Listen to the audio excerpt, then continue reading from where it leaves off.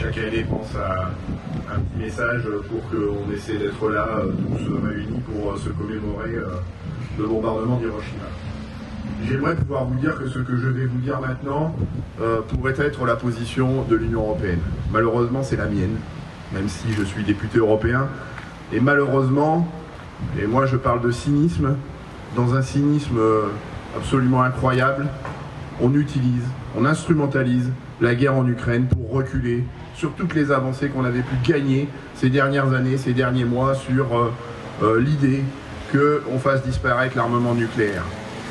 C'est effectivement, comme le dit dans son courrier le maire d'Hiroshima, cette fameuse persuasion nucléaire qui reprend de la force, parce qu'on n'hésite pas, comme je le disais, à instrumentaliser cette guerre en Ukraine pour remettre en selle les ingrédients qui justement nous ont conduits à cette situation, c'est-à-dire une situation où malgré la volonté de certains de maintenir la paix, et c'est le socle de la création de l'Union européenne, c'était une Union européenne destinée à préserver la paix, et bien aux portes de cette Europe, avec ces ingrédients-là, avec ces logiques-là, et bien la guerre est à nouveau aux frontières de l'Union européenne. Et donc on voit bien que, et c'est pour ça que je parle de cynisme, les ingrédients qu'on utilise aujourd'hui pour préserver la paix ne sont pas les bons.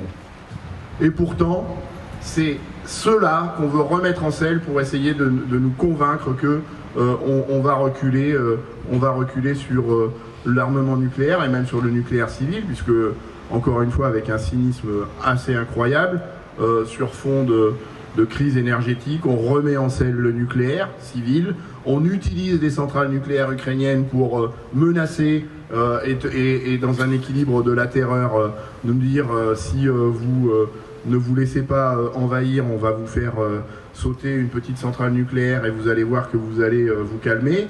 Donc voilà, on voit bien au travers du nucléaire à quel point aujourd'hui on n'est pas sur le bon chemin quand on remet en selle ces logiques-là.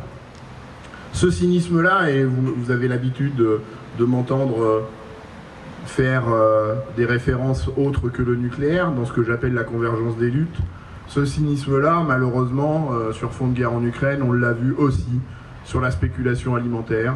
Et donc on utilise la guerre en Ukraine pour faire s'envoler le prix des denrées alimentaires. Et le problème, c'est pas la quantité. Je vous assure que le problème, c'est pas la quantité. Le problème, c'est le partage. Le problème, c'est dans ces logiques de solidarité, comment est-ce qu'on imagine que le peuple égyptien, le peuple d'Afrique du Nord puisse arriver à s'offrir une nourriture qui pour le blé est à 480 € la tonne. Et pourtant, les quantités sont disponibles. Et avec un cynisme sans borne, ces gens-là instrumentalisent la guerre en Ukraine pour spéculer sur un besoin vital qui est celui de se nourrir. On a vu la même chose sur les engrais pour l'agriculture. Enfin, voilà, on voit bien à quel point, et c'était ça le point d'orgue, à quel point quand on est en situation de guerre, tous les équilibres, toute la raison disparaît de nos logiques. Et donc, ces dernières années, avec Jean-Marie, on espérait faire reculer l'armement nucléaire. On avait des pétitions qui étaient proches du seuil nécessaire pour qu'on ait des démarches officielles qui soient engagées contre le nucléaire et en particulier sur le désarmement nucléaire. Et là, aujourd'hui, tout ça est écrasé par ce cynisme et par cette instrumentalisation de la guerre en Ukraine. Et malheureusement, je pense qu'on a reculé. Je ne sais pas si tu ressens les choses comme ça, Jean-Marie, mais je pense qu'on a reculé par rapport à ces avancées qu'on avait réussi à obtenir ces dernières années. Donc voilà, je ne suis pas venu là pour complètement plomber l'ambiance, je dis juste qu'il faut qu'on se remette en selle, qu'on fasse la démonstration, et le courrier du maire d'Hiroshima est vraiment très juste dans son contenu. Il faut qu'on continue de montrer que les ingrédients qu'on nous propose pour maintenir la paix ne sont pas les bons. Il faut qu'on continue, même si la situation n'est pas favorable, même si le contexte ukrainien n'est pas un contexte favorable pour avancer, il faut qu'on continue d'avancer sur l'idée que ces équilibres-là ne sont pas les bons pour préserver la paix.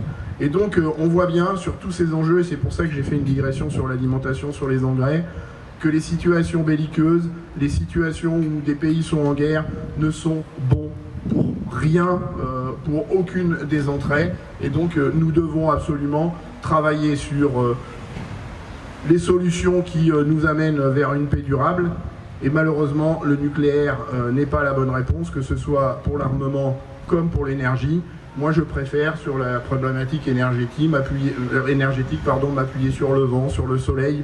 Et je dis que ces énergies qui sont parfaitement gratuites et parfaitement inépuisables, au-delà d'être des énergies d'avenir, sont aussi les énergies de la paix. Je vous remercie de votre attention.